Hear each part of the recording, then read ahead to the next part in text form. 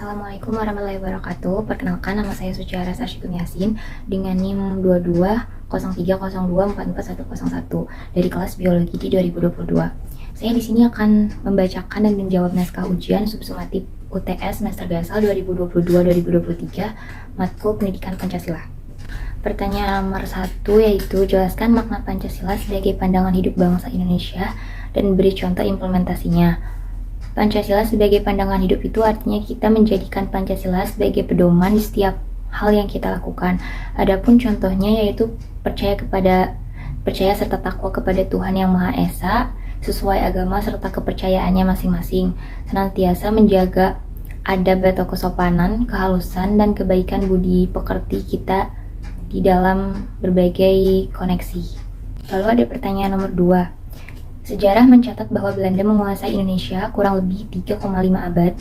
Sebenarnya sudah banyak perjuangan yang dilakukan bangsa Indonesia untuk mengusir penjajahan dari bumi Nusantara, namun perjuangan tersebut tidak berhasil. Coba jelaskan apa yang menyebabkan perjuangan bangsa Indonesia tersebut tidak berhasil. Ada beberapa faktor yang menyebabkan kegagalan atau tidak berhasilnya perjuangan bangsa Indonesia dalam melawan penjajah, yaitu perjuangan bersifat lokal atau kedaerahan, jadi tidak secara serentak. Lalu secara fisik menggunakan senjata tradisional seperti bambu runcing, golok, atau senjata tradisional yang lainnya, sehingga kita kalah dalam hal persenjataan. Lalu dipimpin oleh tokoh-tokoh karismatik seperti tokoh agama atau bangsawan. Lalu bersifat sporadis atau musiman, dan efektifnya politik adu domba. Perlawanan tersebut tidak menampakkan hasilnya, bahkan selalu gagal dan dapat diberantas oleh penjajah. Lalu ada pertanyaan nomor 3 yaitu setelah Pancasila berhasil dirumuskan, BPUPKI membentuk Panitia 9 dan bersidang pada tanggal 22 Juni 1945 yang pada akhirnya menghasilkan Piagam Jakarta. Namun Piagam Jakarta ini menuai pro dan kontra antara golongan nasionalis dan agamis. Coba ceritakan apa permasalahan yang menjadi pro dan kontra tersebut dan bagaimana solusi dari masalah tersebut. Dalam Piagam Jakarta ini terdapat rumusan sila pertama Pancasila, yaitu ketuhanan yang Maha Esa dengan kewajiban menjalankan syariat Islam bagi pemeluk-pemeluknya.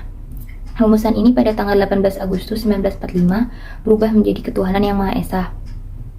Kesepakatan ini terjadi setelah adanya lobi dari Bung Hatta kepada kelompok Islam yang digawangi Ki Bagus Hadikusumo karena ada utusan kelompok dari tokoh di Indonesia Timur yang mengancam akan memisahkan diri dari Indonesia bila rumusan sila pertama dalam Piagam Jakarta tetap menggunakan frasa kewajiban menjalankan syariat Islam bagi pemeluk-pemeluknya.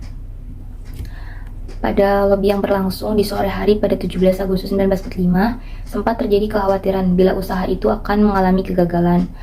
Semua tahu akan sikap keras Ki Bagus Hadikusumo yang menganggap rumusan di Piagam Jakarta sudah final dan merupakan jalan kompromi terbaik. Namun Hatta tak putus asa. Dia kemudian memilih Kasman Singodimojo untuk melunakkan hati Ki Bagus Hadikusumo, menunjukkan kepadanya Kasman dianggap paling tepat karena dia juga merupakan teman dekat dari Ki Bagus Hadikusumo.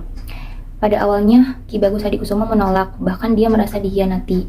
Namun dia berhasil dibujuk dengan mengingatkan adanya ancaman pemisahan diri dari beberapa tokoh wilayah Indonesia Timur. Akhirnya dengan nada yang berat, kemudian Ki Bagus bisa menerimanya dengan memberikan syarat.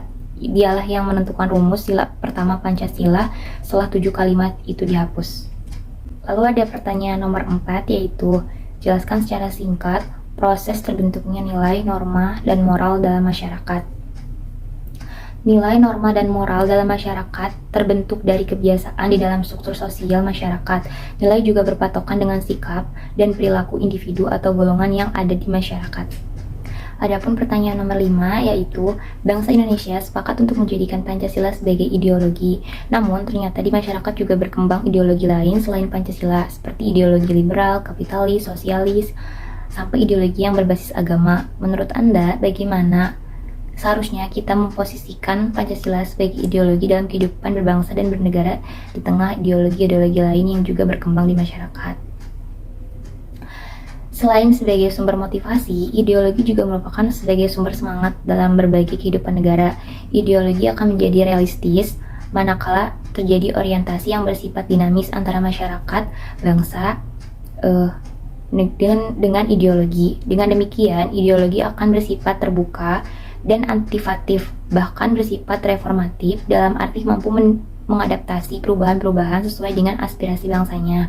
Oleh karena itu, agar ideologi mampu menampung aspirasi pada masyarakat untuk mencapai tujuan dalam bermasyarakat, berbangsa, dan bernegara, maka ideologi tersebut haruslah bersifat dinamis, terbuka, antisipatif, yang mampu mengadaptasikan dirinya dengan perkembangan zaman.